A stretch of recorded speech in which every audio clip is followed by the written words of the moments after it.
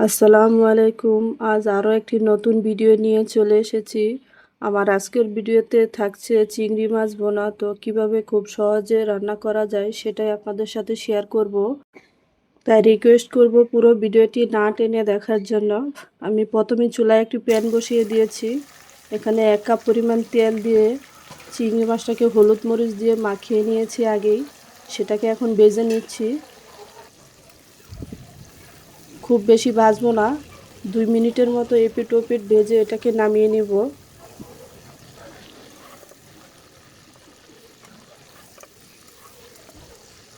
আমি সবগুলো চিংড়ি ভেজে নেব এইভাবে।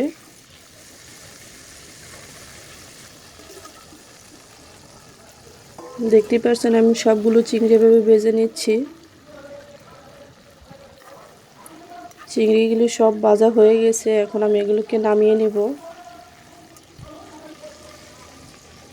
ঠিক এভাবে ভেজে নিয়েছি, খুব বেশি ভাজবো না, তাহলে চিংড়িটা শক্ত হয়ে যাবে। একই তেলে আমি 1.5 কাপ পরিমাণ পেঁয়াজ কুচি দিয়ে দিয়েছি। পেঁয়াজটাকে আমি হালকা ভেজে নেব। যখন কালারটা চেঞ্জ হয়ে পেঁয়াজটা নরম হয়ে আসবে তখন এখানে 1 টেবিল চামচ আদা রসুন বাটা দিয়ে দিয়েছি। দিয়ে একটু ভেজে নিয়েছি। দিয়ে দিচ্ছি বড় সাইজের একটি টমেটো আর স্বাদ মতো লবণ দিয়ে একটু ভেজে নিব আমি। হাফ চা চামচ জিরে গুঁড়ো দিয়েছি, হাফ চা চামচ ধনিয়া গুঁড়ো, 1 চা চামচের একটু কম দিয়ে দিয়েছি হলুদের গুঁড়ো, আর 1.5 টেবিল চামচ শুকনো মরিচের গুঁড়ো দিয়ে দিয়েছি।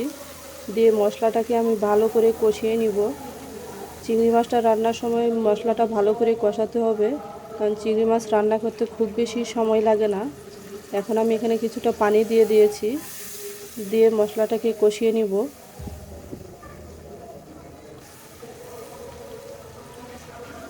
মশলাটা যখন তেল ছেড়ে দিবে এইভাবে কষিয়ে নিতে হবে। মশলাটি কষানো শেষ, এই পর্যায়ে আমি মাছগুলো সব দিয়ে দেব ওর মধ্যে।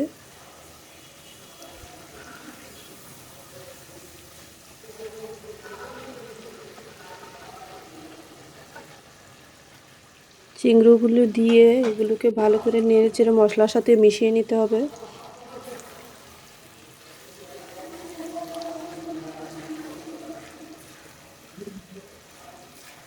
দেখতেই পাচ্ছেন চিংড়ির কালারটা কি সুন্দর এসেছে, দেখেই তো লোভ ধরে গেছে আমার। বাচ্চারা অলরেডি পিছনে ঘুরতেছে মাছ নেওয়ার জন্যে। চিংড়ি মাছটা বাচ্চারা খুব পছন্দ করে। যার বাচ্চারা মাছ খেতে চায় না আমি জানি, সব বাচ্চারা এই চিংড়ি মাছ খেতে চায়। আমি কিছু কাঁচামরিচ দিয়ে দিয়েছি, মাঝখান দিয়ে ফালি করে দিয়েছি এটা যেন জালটা বের হয়ে আসে। এখানে 1 কাপ পরিমাণ পানি দিয়ে দিয়েছি।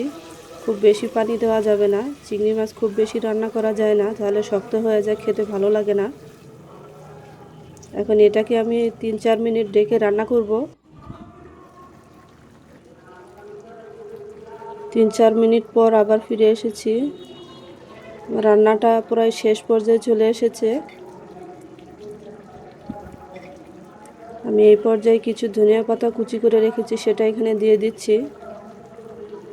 আপনারা চাইলে রান্না শেষে দিতে পারেন, আমি এই পর্যায়ে দিব। বাচ্চারা খুব বেশি পছন্দ করে না ধনিয়া পাতাটা, এই সময় দিলে তেমন একটা গন্ধ থাকে না, তাই আমি আগে একটু দিয়ে দিয়েছি। আমার মাছটা রান্না করা প্রায় শেষ, এখন এটাকে নামিয়ে পরিবেশন করে নিব।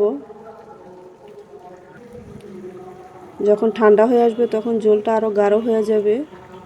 তো দেখতেই পাচ্ছেন চিংড়ি মাছটা কি সুন্দর হয়েছে। যদি ভালো লাগে অবশ্যই লাইক কমেন্ট শেয়ার করবেন। আমার চ্যানেলে যদি নতুন হন অবশ্যই এটি সাবস্ক্রাইব করে দিবেন। সবাই ভালো থাকবেন, আল্লাহ হাফেজ।